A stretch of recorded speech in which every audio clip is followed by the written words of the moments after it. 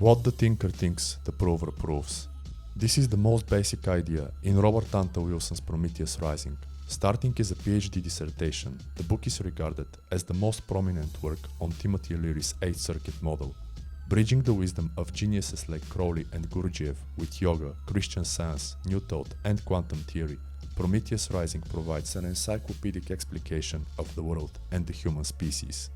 Since discussing the entire book would be inappropriately long, in this video I'll examine a few of my favorite ideas. Before that, consider subscribing to my channel and newsletter if you find the content valuable and entertaining. Check my books such as my products on Gumroad and Etsy. Also, feel free to support me using the provided in the description links. By supporting me, you also help my work, keeping me improving and growing as a creator. The Thinker and the Prover.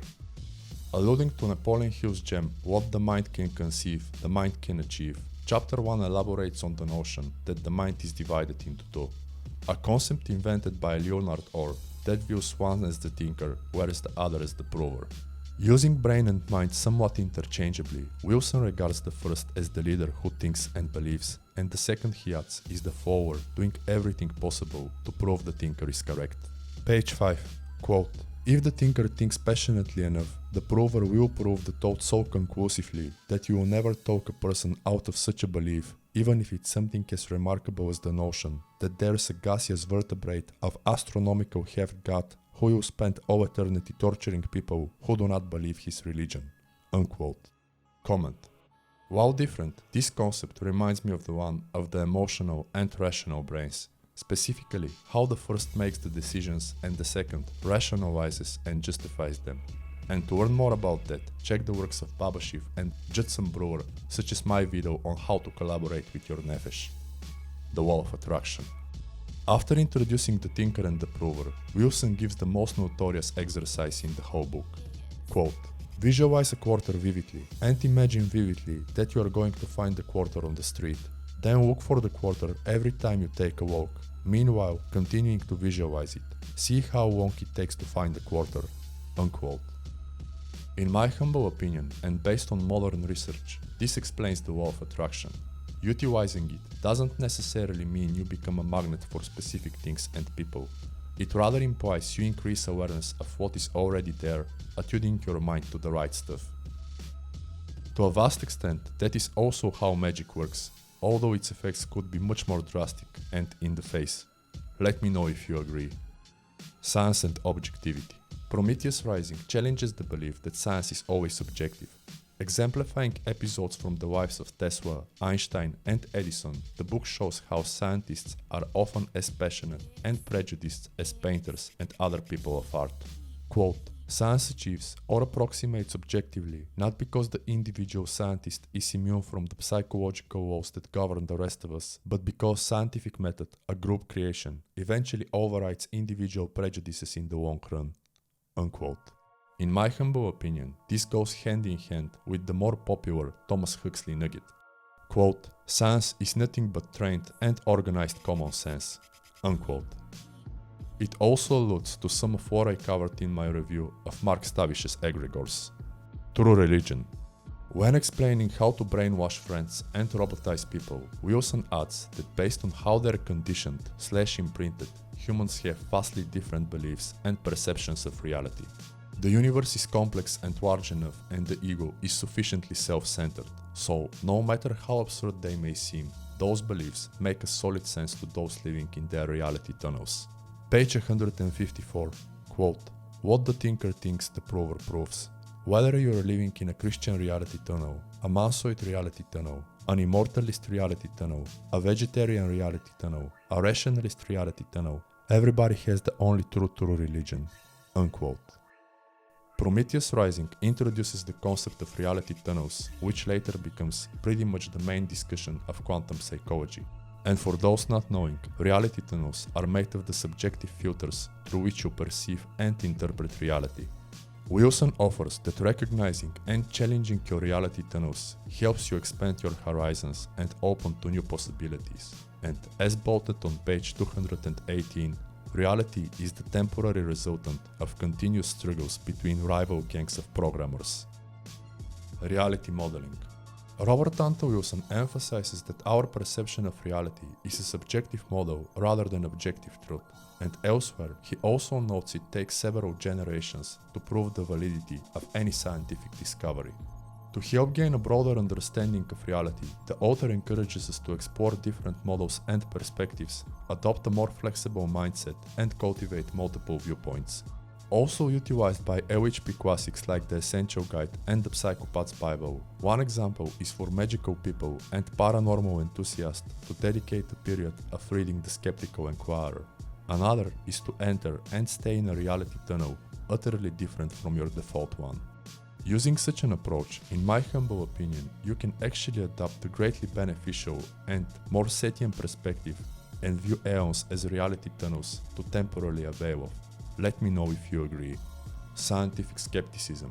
Prometheus Rising stresses the importance of practical application to help determine whether the written in it applies to you. And for this, each chapter is followed with a list of exercises to help you test the information's validity and approach things like a scientist. Quote, "Sad is to say, you'll never understand anything by merely reading a book about it. That is why every science course, laboratory experiment, and every consciousness liberation movement demands the practice of yoga meditations, confrontation techniques, etc., in which the ideas are tested in the laboratory of your nervous system." Unquote. Similar prescriptions are also included in various occult and self-help classics. Whether it is magic or personal development, such advice is actually priceless as it prevents being one of the people aiming to collect all the books and memorize all the correspondences while doing very little work. And the example coming to my mind first is Israel Regardie's The One-Year Manual. Quote, "Reading does very little to bring one to any kind of realization of one's divine nature." Unquote. A slight issue with Prometheus Rising is that some exercises aren't just plain unhealthy, but also not legal in most places. So make sure to not do stupid stuff. Brains and computers. Prometheus Rising views the brain as a so-called bio- or electrocolloidal computer. This isn't to say that the brain is a computer, but to instead model it as one.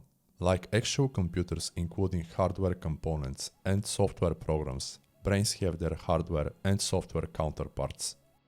The first is inside our skulls, whereas the second could be anywhere, identically to computer software possibly existing on various storage devices, a piece of paper, the developer's mind, etc.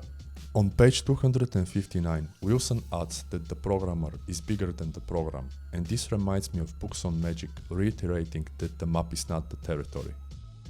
Dieting. Being a biohacking pioneer, Wilson recognizes that like using mind-altering substances, switching from one diet to another causes changes in brain chemicals, and now this is primarily utilized in personal development and biohacking, namely availing of various fasting and ancestral eating protocols to enhance mood, longevity, and performance. Brain software. Potentially being everywhere and anywhere, the brain software Prometheus Rising clarifies encompasses all the content we have ever consumed, also the things we interacted with and impacted us. And in this regard, the book recognizes the sets of programs as being divided into 4 parts. 1. Totally hardwired instincts called genetic imperatives. 2. Imprints or non-negotiable parts of your personality and somewhat hardwired programs designed by the brain. 3. Conditioning or built on the imprints readily changeable programs. And 4. Learning that's even easier to change than conditioning. The education of the future. Page 123. Quote, "Are traditional schools very much like prisons?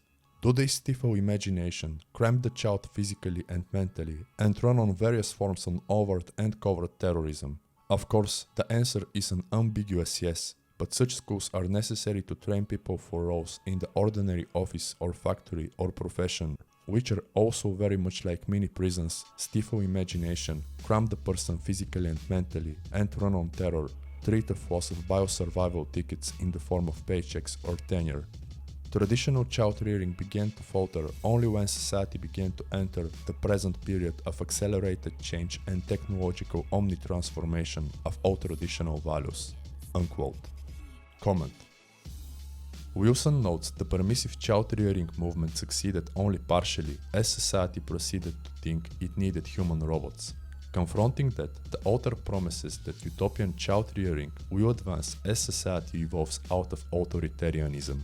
When that happens, there will be a demand for humans who are not robots but are capable of genuine creativity, innovation and exploration, and also of ones who are not narrow-minded and docile.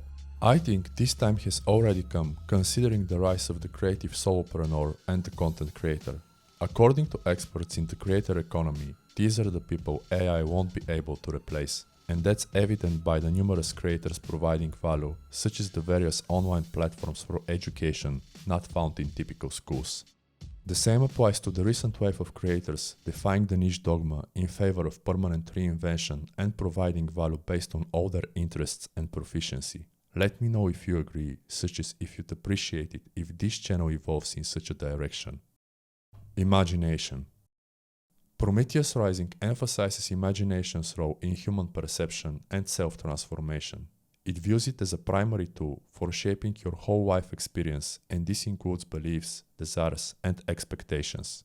Like the New Thought scholar Neville Goddard, claiming imagination is God, Wilson explains harnessing its power lets you construct your own reality and break free from limiting reality tunnels.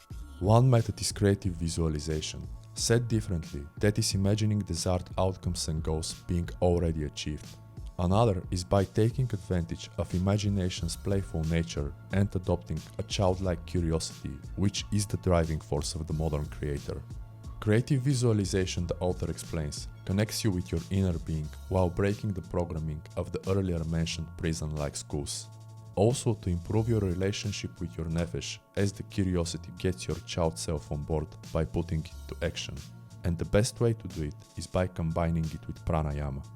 While these are well utilized by self-improvers and New Agers, Wilson goes further using meta-programming and re-imprinting.